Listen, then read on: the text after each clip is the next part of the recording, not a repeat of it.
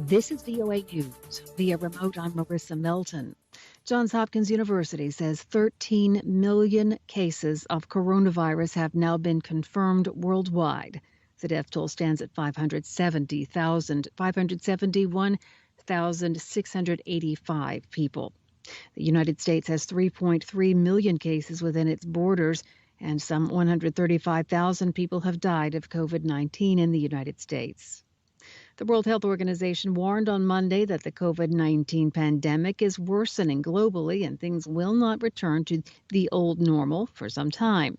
At the agency's regular Monday news briefing, WHO Director General Tedros Adhanom Ghebreyesus said while many countries in Europe and elsewhere have demonstrated it's possible to bring large outbreaks under control, too many nations are going in what he called the wrong direction.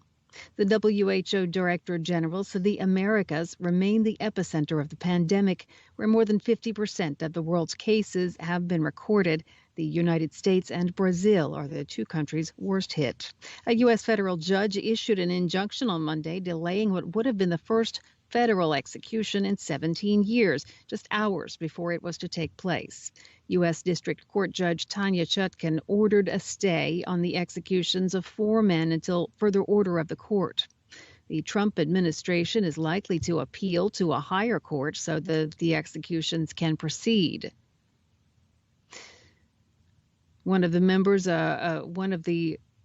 to be executed was a member of a white supremacist group from Yukon, Oklahoma. He was scheduled to die by lethal injection Monday afternoon at a federal prison in Indiana.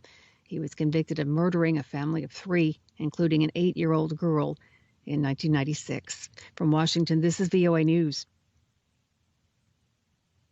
A White House lawyer has given President Donald Trump a second 45-day extension to file his personal financial disclosure forms. The White House Deputy Counsel gave Mr. Trump until August 13th to detail his income, debt, stocks, and loans for 2019, according to a White House letter. A White House spokesperson said last week that Trump has a complicated report and he's been focused on addressing the coronavirus and other matters. Lawyers have already granted Mr. Trump one 45-day extension, and federal law allows only 2 such extensions. The forms were originally due May 15th. The letter, which was dated June 29th, was revealed on Monday by media outlets including The Washington Post.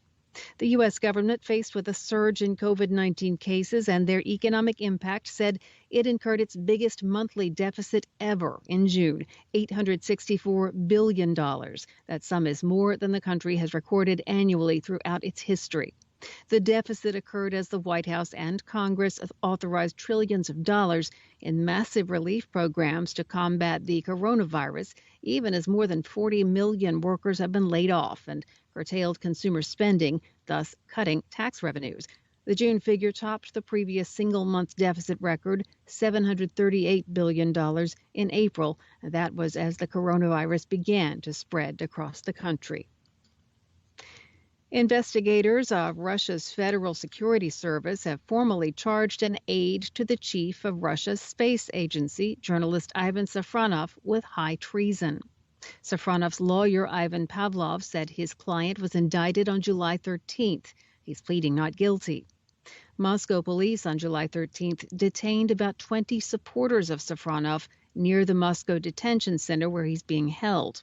Safronov has worked since May as an advisor to the head of the space agency. He's a prominent journalist who covered the military-industrial complex.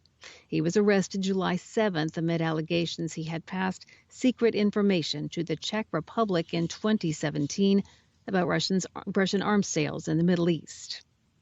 After years of protests and controversy, the Washington Redskins, the professional football team in the U.S. Capitol, said Monday it's immediately dropping the use of its nickname, which has been criticized for being racially offensive. It has not yet announced the new name. Team owner Dan Snyder had long vowed he would never change the name of the Redskins, a team he grew up cheering for. But less than 2 weeks after he launched what he called a thorough review, the team announced it is retiring the name.